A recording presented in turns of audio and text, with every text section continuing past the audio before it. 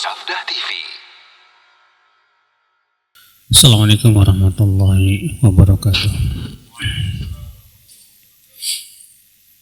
Innal hamdalillah nahmaduhu wa nasta'inuhu wa nastaghfiruh wa na'udzu billahi min shururi anfusina wa min sayyiati a'malina. Man yahdihillahu fala mudilla lahu wa man yudlil fala hadiya lahu. Wa asyhadu an la ilaha illallah wahdahu la syarika lah wa asyhadu anna Muhammadan abduhu wa rasuluh. Qala Allah Ta'ala fi kitabihil karim, ya ayyuhalladzina amanu taqullaha haqqa tuqatih wa la tamutunna illa wa antum muslimun, amma ba'd. Kita lanjutkan ayat ikhwah, at-tarhib min tarki hudhuril jamaah li ghari udhr. Ancaman dari meninggalkan sholat berjamaah dengan tanpa udhur.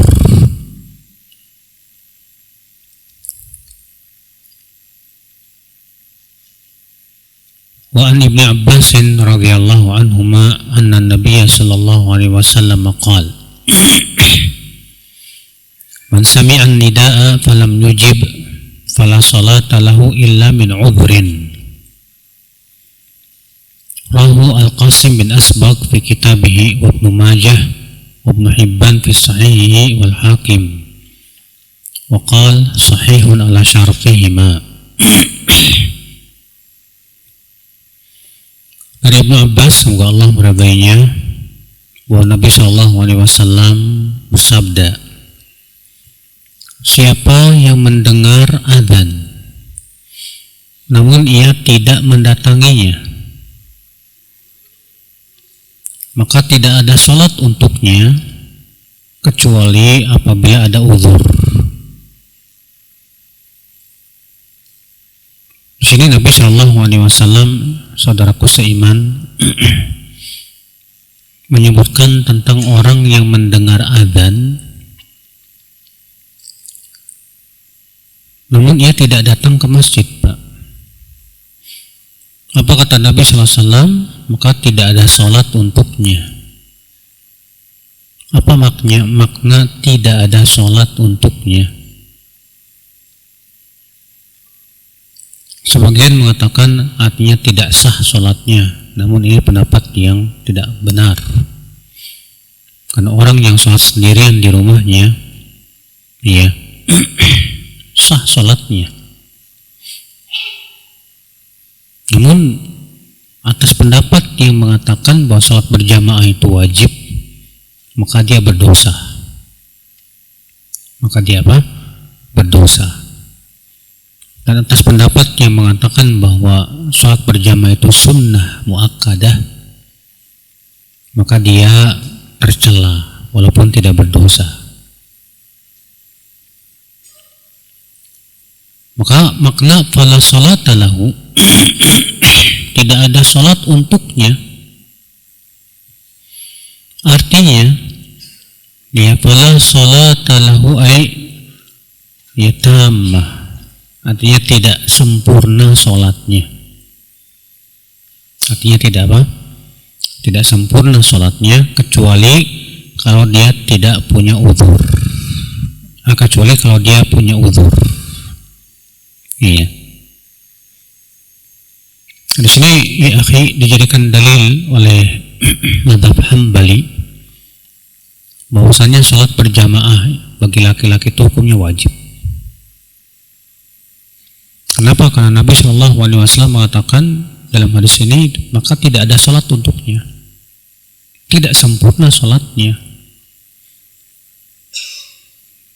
Berarti salat berjamaah itu adalah termasuk kesempurnaan salat, Pak. Kemudian sabda Nabi, man sami'an nida, siapa yang mendengar adzan.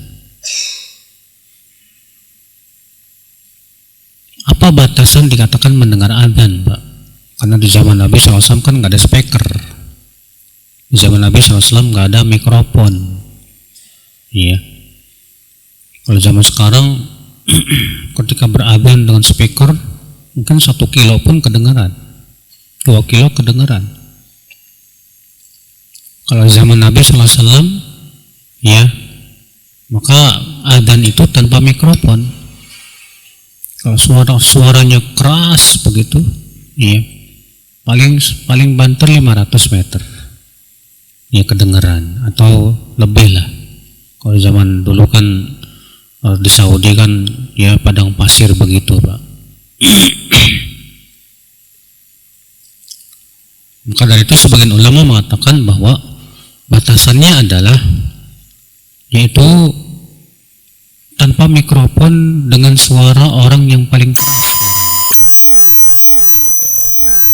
Iya. Kemudian sabda Nabi SAW, siapa yang mendengar adzan lalu ia tidak mendatanginya,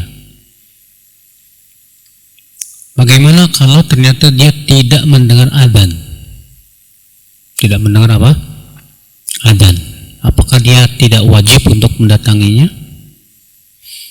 Tentunya Pak, tidak mendengar adzan ini bagaimana keadaannya tidak bisa dimutlakkan. Sekarang ada orang rumahnya nggak jauh dari masjid, tapi adzan nggak kedengeran karena apa? Rumahnya di samping pabrik, suaranya kalah, suara adzannya kalah sama suara apa? Mesin, sehingga akhirnya nggak kedengeran. Yang kayak ginian tetap wajib datang, Pak. Tapi kalau tidak kedengeran karena memang jauh, Pak, dan tidak terdengar sama sekali, maka yang seperti ini ya tidak wajib datang. Tapi kalau dia datang itu lebih bagus. Kalau di zaman Rasulullah SAW ada orang yang tinggal di Awali, Pak. Di Awali itu ya, Awali itu bagian kota Madinah yang paling jauh gitu, Pak. Sekitar 5 km dari Masjid Nabawi. Tapi dia tidak pernah sekalipun absen sholat berjamaah. Iya. Ikhwati Islam, saudaraku seiman, rahimani wa rahimakumullah jami'an. Hal ini menunjukkan bahwa kalau ada udzur syar'i maka dimaafkan. Apa sih udzur syar'i? Contohnya sakit. Ya, kalau kita sakit maka itu udzur. Tapi kalau kita sakit dan masih bisa pergi ke masjid, sebaiknya pergi, Pak. Karena di zaman Rasulullah SAW itu kata Ibnu Mas'ud sampai-sampai ada orang yang sakit sampai dibopong oleh 2 orang demi untuk bisa sholat berjamaah. Iya, luar biasa semangat mereka untuk berjamaah itu. Demikian pula di antara udzur syar'i hujan. Hujan seperti apa? Apakah hujan rintik-rintik? Ya kalau cuma hujan rintik-rintik sih enggak, Pak. Karena itu bukan masyaqqah, bukan sesuatu yang menyulitkan. Yang menjadi udzur itu kalau itu menjadi sesuatu yang sifatnya masyaqqah, menyulitkan, menyusahkan. Nah, dalam kaidah ushul fikih mengatakan al-masyaqqah tajlibut taisir. Sesuatu yang sulit itu mendatangkan apa? Kemudahan. Iya. Demikian pula ya di antara udzur syar'i kalau ada angin yang sangat kencang sekali. Iya. Yang dikhawatirkan malah mudarat untuk kita. Kalau di Saudi Pak ya, kalau lagi musim angin kencang sekali itu bawa debu tuh, Pak. Sampai gelap. Iya.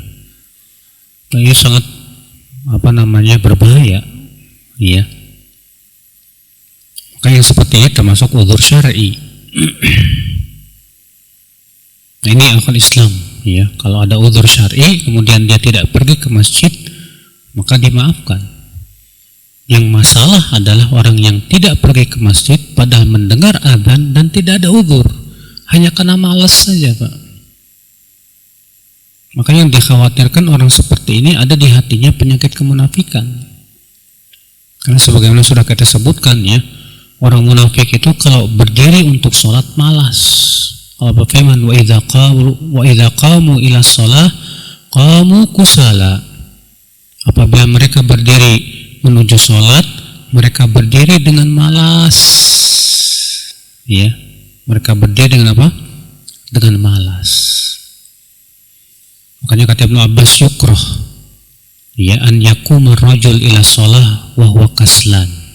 Makruh hukumnya seseorang pergi menuju sholat dalam keadaan malas, Pak. Ya, seharusnya kan kita sebagai seorang muslim itu kan semangat loh, Pak. Dipanggil sama Allah, hayya 'alas shalah, hayya 'alal falah. Semangat kita kepada apa? Ya, menyambut panggilan Allah Subhanahu wa taala. Allah berfirman, ya ayyuhalladzina amanu istajibu lillahi ya walir rasuli idza da'akum lima yuhyikum. Hai orang-orang yang beriman, ya sambutlah ya Allah dan Rasulnya apabila keduanya memanggil kalian kepada sesuatu yang bisa menghidupkan hati kalian. Adzan itu panggilan Allah, Pak. Kita dipanggil untuk pergi. Kemudian kita malas-malasan, nggak ada semangat untuk mendapatkan pahala Allah, nggak semangat untuk menyambut panggilan Allah. Maka Allah mengancam dalam ayat itu. Ya, istajibu lillahi wa lirrasuli idza da'akum lima yuhyikum wa'lamu annallaha yahulu bainal mar'i wa qalbihi wa annahu ilaihi tuhsyarun. Sambutlah panggilan Allah dan Rasulnya apabila keduanya memanggil kalian kepada sesuatu yang bisa menghidupkan hati kalian. Dan ketahuilah, kata Allah, sesungguhnya Allah ya mampu untuk mencegah seseorang dari hatinya. Artinya Allah bisa mencegah hidayah dari hatinya, Pak. Ketika seseorang itu dia tidak mau menyambut ya panggilan Allah dan Rasul. Yang dia khawatirkan seperti itu ya.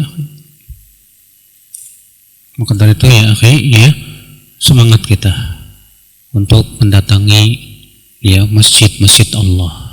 Allah ya akhi, laki-laki itu kata Rasulullah orang yang hatinya terpaut dengan masjid.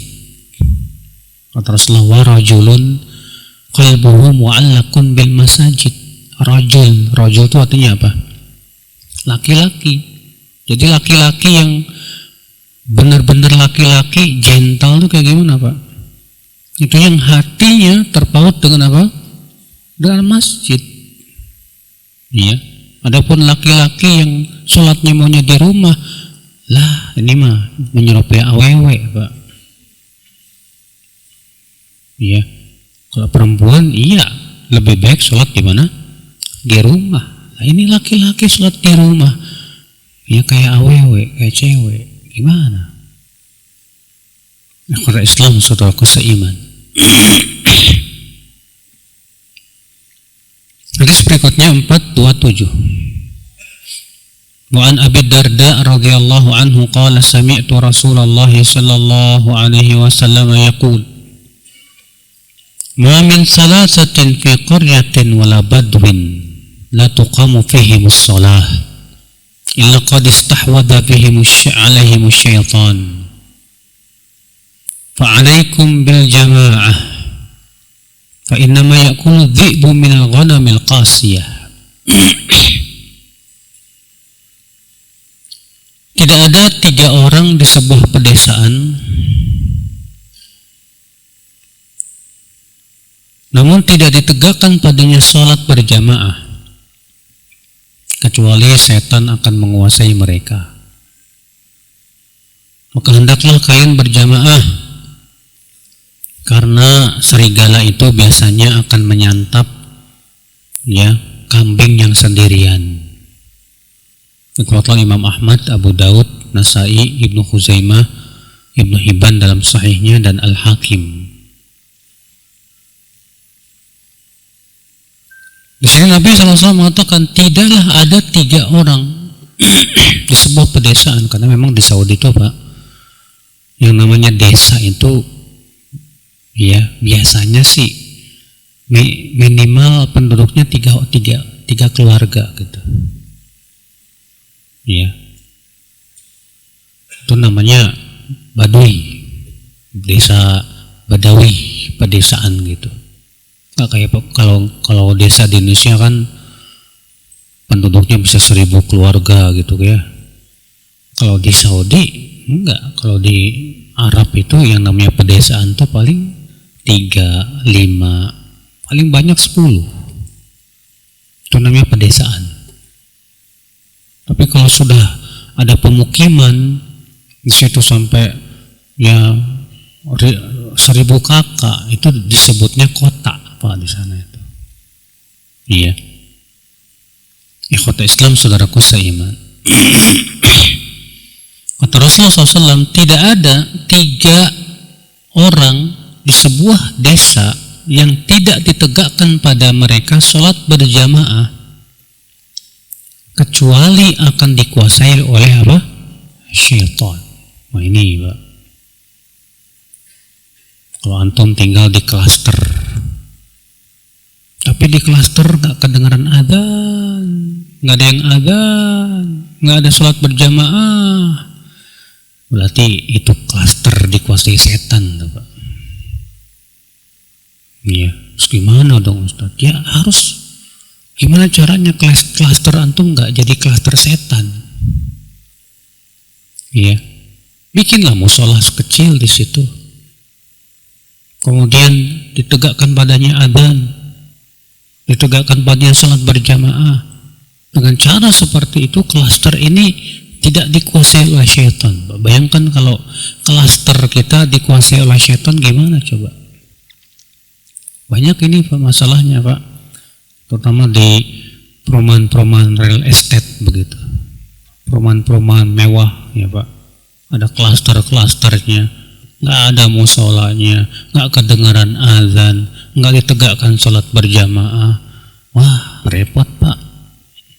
Iya, kalau sudah dikuasai oleh syaitan, ya kita kehilangan rahmat Allah Subhanahu wa Ta'ala. Na'udzubillah. Hadis ini menunjukkan di akhir Islam wajibnya sholat berjamaah. Karena apabila ada 3 orang di suatu desa itu tidak ditegakkan sholat berjamaah, akan dikuasai oleh apa? Syaitan. Berarti itu menunjukkan Pak bahwa wajib sholat berjamaah. Nah, di sini juga menunjukkan Pak bahwa sholat berjamaah itu ya bisa mengusir syaitan dari desa kita, sehingga desa kita tidak dikuasai oleh syaitan. Di sini menunjukkan juga Pak bahwa orang yang sholat sendirian itu lebih mudah digoda oleh setannya Pak. Karena Nabi Shallallahu Alaihi Wasallam mengatakan apa? Fa inna ma ya'kulu dhi'bu minal ghanamil qasiyah. Yang namanya serigala biasanya akan mengincar kambing yang sendirian. Iya. Kalau sama teman-temannya kambing mungkin masih bisa ngelawan, Pak. Tapi kalau sendirian, ya sangat mudah sekali disantap oleh serigala itu. Iya. Demikian pula orang yang sholat wajib sendirian di rumah, sangat mudah digoda oleh syaitan. Ini jelas sangat tercela, Pak. Laki-laki ternyata sholatnya di mana? Di rumah, sangat tercela. Wa taqaddam hadis Ibnu Mas'udin, kemudian beliau mengatakan dan telah berlalu hadis Ibnu Mas'ud, walau annakum shallaitum fi buyutikum kama yusalli hadzal mutakhallifu fi baitihi la taraktum sunnatan nabiyyikum wa la taraktum sunnatan nabiyyikum la dhalaltum. Kalaulah kalian sholat di rumah-rumah kalian sebagaimana orang ini sholat di rumahnya, niscaya kalian akan meninggalkan sunnah Nabi kalian. Dan kalau kalian meninggalkan sunnah Nabi kalian, kalian akan tersesat jalan. Masya Allah, sampai Mas'ud mengatakan ya, kalau orang yang sholat di rumah terus, lama-lama bakalan tersesat itu. Kenapa? Karena dia sudah meninggalkan ajaran Rasulullah SAW. Sholat berjamaah itu ajaran Rasul, Pak. Ya. Rasul sangat menekankan sekali umatnya untuk pergi sholat berjamaah. Dan sudah kita sebutkan bahwa itu hukumnya wajib. Hadis 428, wa an Abi Hurairah radhiyallahu anhu qala qala Rasulullah sallallahu alaihi wasallam, laqad hamamtu an amura fityati fayajma'u li huzaman min hatabin thumma ati qauman yusalluna fi buyutihim laysat bihim illah fa uharriquha alaihim. Sungguh kata Rasulullah, aku ingin sekali menyuruh ya orang-orangku agar mereka mengumpulkan kayu bakar. Kemudian aku mendatangi suatu kaum yang sholat di rumah mereka padahal tidak ada uzur. Untuk aku bakar rumah mereka itu. Faqila Yazid ya wahwa Ibn al-Asam al-Jumu'ah ana aw ghairaha. Lalu Yazid Ibn al-Asam ditanya, yang dimaksud oleh Rasulullah apa sih ini? Apakah sholat Jum'ah atau sholat-sholat yang lainnya juga? Maka kata Yazid bin al-Asam ya, summat udhunai illam akun samitu Abu Hurairah ya'thuruhu an Rasulullah SAW ma dzakara Jumu'ah wala ghairaha. Kata Yazid bin al-Asam ya, ini dua telinga saya bisa tuli jika aku tidak mendengar Abu Hurairah meriwayatkan itu dari Rasulullah SAW. Beliau tidak menyebutkan Jumat ataupun yang lainnya. Artinya ini umum untuk setiap sholat berjamaah. Saudaraku seiman, ya, lihat sebagaimana hadis ini sudah lewat juga. Sampai Rasulullah SAW ingin membakar, Pak, rumah orang yang tidak menyaksikan sholat berjamaah padahal nggak ada uzur sama sekali. Bukankah ini merupakan ancaman ya? Allah ya ancaman. Iya. Mungkin ada orang berkata, Ustadz, saya sholat di rumah ya untuk mendidik ya istri sama anak. Jadi saya berjamaah aja sama istri sama anak. Kita katakan bukan begitu mas cara mendidik. Didiklah keluargamu sesuai dengan sunnah. Laki-laki ke masjid, perempuan gimana? Lebih baik di rumah. Seperti itu caranya. Adapun antum sholat di rumah bersama istri dan anak, ya, tidak pernah itu dilakukan oleh para sahabat. Tidak pula Rasulullah SAW melakukannya kecuali kalau Rasulullah terlambat. Sebagaimana disebutkan dalam Hakim, Imam Al-Hakim ya, Rasulullah pernah terlambat sholat ya karena ada sebuah keperluan. Kemudian pergi ke masjid, sampai di masjid ternyata udah bubar. Baru kemudian Rasulullah pulang dan sholat berjamaah dengan keluarganya. Seperti itu ya silahkan, nggak masalah. Iya. Ikhwatul Islam, saudaraku seiman. Hadis berikutnya, wa an Amr bin Ummi Maktum radhiyallahu anhu qala, qultu ya Rasulullah, ana dharirun syasi'ud dar wa li qa'idun la yulaimuni, fa hal tajidu li rukhsah an usalliya fi baiti? Qala tasma'un nida? Qala na'am. Qal ma ajidu laka rukhsah. Rawahu Ahmad wa Abu Daud wa Ibnu Majah wa Ibnu Khuzaimah fi Sahihi wal Hakim. Dari Amr bin Ummi Maktum, seorang sahabat Nabi yang buta. Ibnu Ummi Maktum ini seorang sahabat yang buta. Aku bertanya, wahai Rasulullah, aku buta, rumahku jauh, dan aku punya penuntun tapi tidak cocok sama aku. Dalam satu yang lain, aku tidak punya orang yang menuntunku. Apakah ada keringanan untukku untuk sholat di rumah?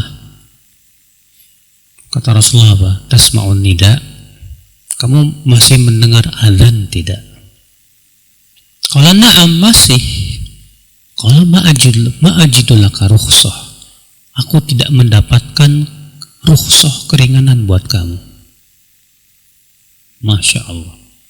Dikeluarkan Imam Ahmad, Abu Daud, Ibnu Majah, Ibnu Khuzaimah dalam Sahihnya dan Al-Hakim, dan dalam riwayat Imam Ahmad juga, anna Rasulullah SAW atal masjid fara'a fil qawmi riqqah qala inni la'ahum an aj'ala lin-nasi imaman thumma akhruja fala aqdiru ala insanin yatakhallafu 'anis shalah fi baitihi illa ahraqtuhu alayhi. Qala Ibnu Maktum, ya Rasulullah, inna baini wa bainal masjid nakhlan wa syajaran wa la aqdiru ala qa'idin kulla sa'a ayasa'uni an usalliya fi baiti. Qala atasma'ul iqamah? Qala na'am. Qala fa'tiha wa isnaduhu jayyid. Dan Imam Ahmad meriwayatkan dengan lafaz bahwa Rasulullah SAW melihat masjid, pergi ke masjid, dan ternyata yang hadir sholat berjamaah sedikit. Maka Rasulullah bersabda, sungguh aku ingin sekali untuk menyuruh orang jadi imam. Kemudian aku pergi, tidaklah aku menemukan orang yang tidak ikut sholat berjamaah kecuali aku akan bakar rumahnya itu. Iya. Lalu Ibnu Maktum berkata, wahai Rasulullah, sesungguhnya antara rumahku dengan masjid terdapat pepohonan kurma, artinya kebun kurma jauh. Dan aku tidak mampu, ya Rasulullah, aku tidak mendapatkan orang yang bisa menuntunku setiap saat sholat. Bolehkah aku sholat di rumahku? Kata Rasulullah, kamu masih mendengar adzan enggak? Masih.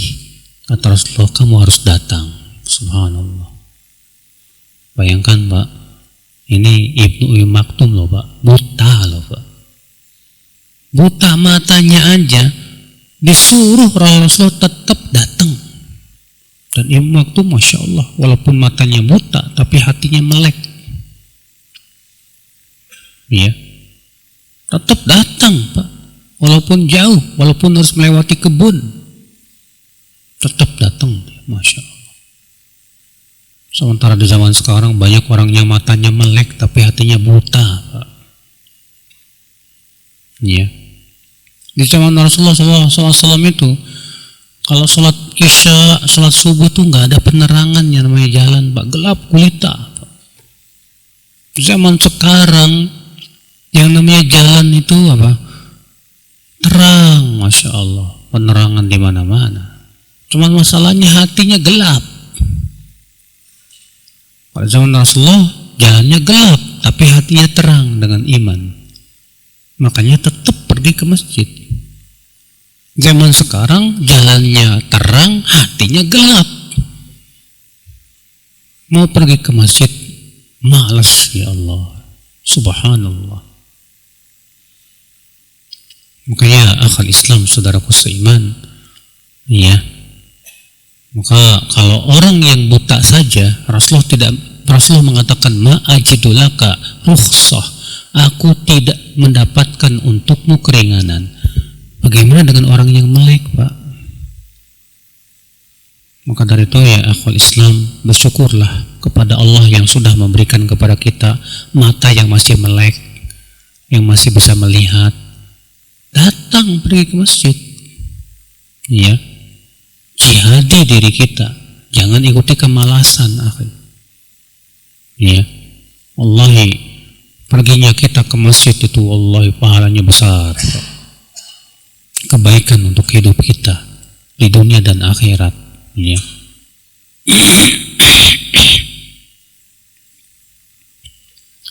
Hadis berikutnya, ikhwatul Islam, saudaraku seiman. Hadis 430. Wa an Abi Hurairah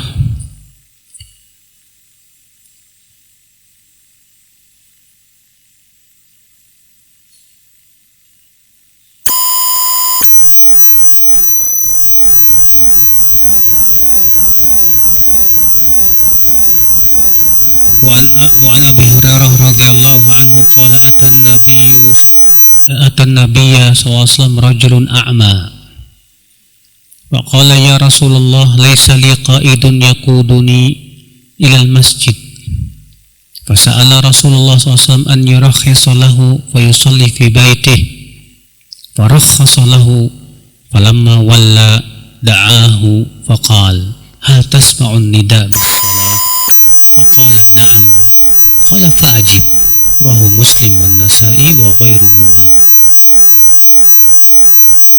Dari Abu Hurairah, semoga Allah meridainya, ia berkata, ada seorang laki-laki buta datang kepada Nabi Shallallahu Alaihi Wasallam. Lalu ia berkata, wahai Rasulullah, aku tidak punya orang yang bisa menuntunku ke masjid. Maka ia pun meminta keringanan agar bisa sholat di rumahnya. Tadinya Rasulullah memberikan keringanan. Ketika dia pergi, Rasulullah SAW memanggilnya dan bersabda, apakah kamu masih mendengar adzan untuk sholat? Orang ini berkata, masih. Kata Rasulullah, kalau begitu datang. Iya.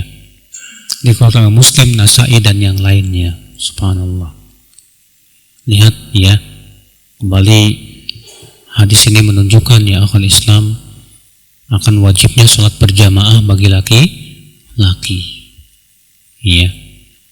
Hadis 431 an Abi Sya'tha al-Muharibi qala kunna qu'udan fil masjid fa'adzana al-mu'adzin فقام رجل من المسجد يمشي فأتبعه أبو هريرة بصره حتى خرج من المسجد فقال أبو هريرة أما هذا فقد عصى أبا القاسم صلى الله عليه وسلم رواه مسلم. Abu Sya'tha al-Muharibi berkata, kami duduk-duduk di masjid, lalu muadzin pun adzan. Rupanya ada seorang laki-laki berdiri, ya, dan berjalan keluar masjid. Dan Abu Hurairah terus mengikuti dia, melihati dia, sampai ia keluar dari masjid. Maka Abu Hurairah berkata, adapun orang ini, ia telah memaksiati Rasulullah SAW, Abul Qasim. Di sini menunjukkan, Pak, ya, haramnya keluar masjid setelah dikumandangkan adzan. Kecuali kalau untuk keperluan yang sangat, seperti misalnya untuk wudu, ya, karena misalnya kita batal sholat wudunya, sehingga kita harus keluar dari masjid, ya, untuk berwudu atau buang air dan yang lainnya. Itu pun dengan syarat, kata para ulama, harus ada niat untuk balik lagi. Adapun kalau dia keluar untuk wudu dengan tanpa niat dan tidak ada niat, bahkan niatnya nggak mau balik lagi, maka ia telah berbuat maksiat. Iya. Karena Abu Hurairah melihati orang ini ketika adzan sudah berkumandang, rupanya dia malah keluar. Apa kata Abu Hurairah? Amma hadza faqad asa Abul Qasim. Adapun orang ini, dia sudah memaksiati Abul Qasim. Maksudnya siapa? Rasulullah sallallahu alaihi wasallam. Iya, karena kunyahnya Rasulullah Abul Qasim. Qasim itu salah satu anak Rasulullah SAW yang meninggal. Iya. Saudaraku seiman, rahimani wa rahimakumullah jami'an. Ini menunjukkan akan wajibnya sholat berjamaah. Nah, sekarang permasalahannya Pak, bagaimana kalau akhwat ikut pengajian di masjid? Kemudian adzanlah muadzin. Apakah dia boleh keluar dari rumah dengan alasan dia mau pulang ke rumahnya dengan alasan wanita kan lebih baik sholat di mana? Di rumah. Allahu a'lam.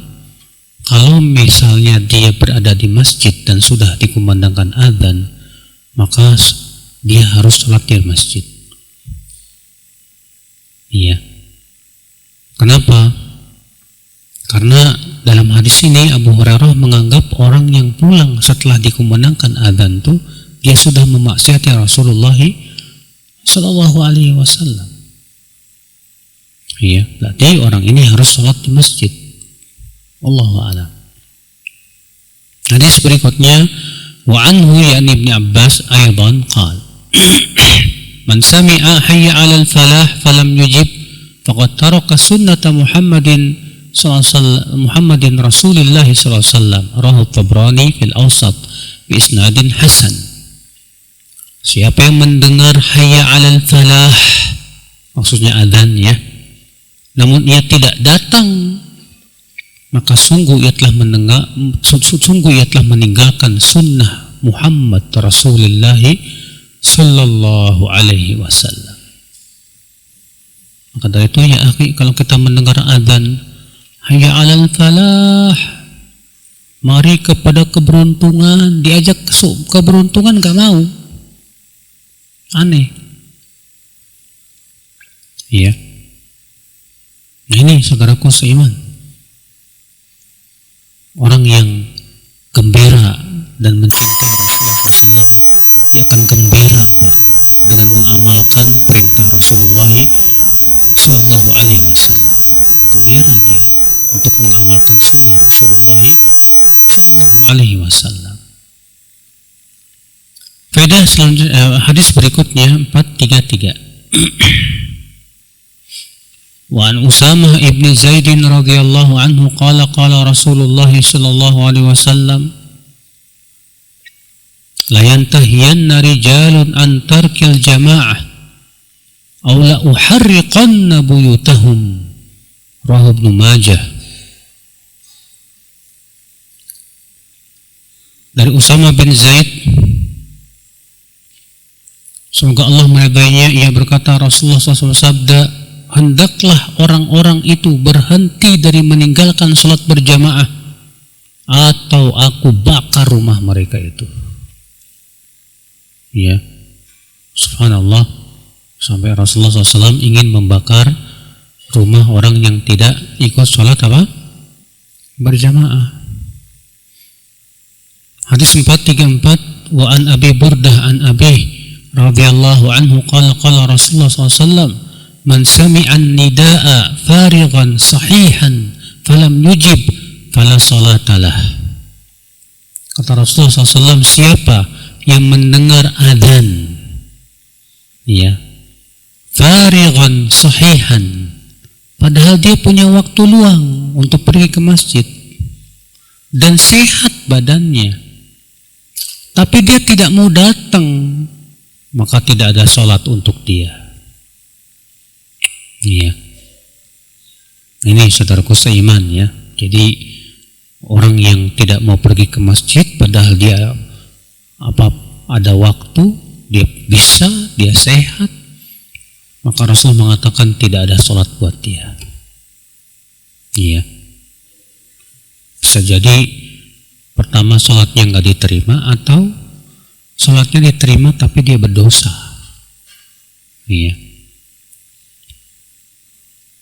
Kita masuk ke at-targhib fi sholatin nafilah fil buyut.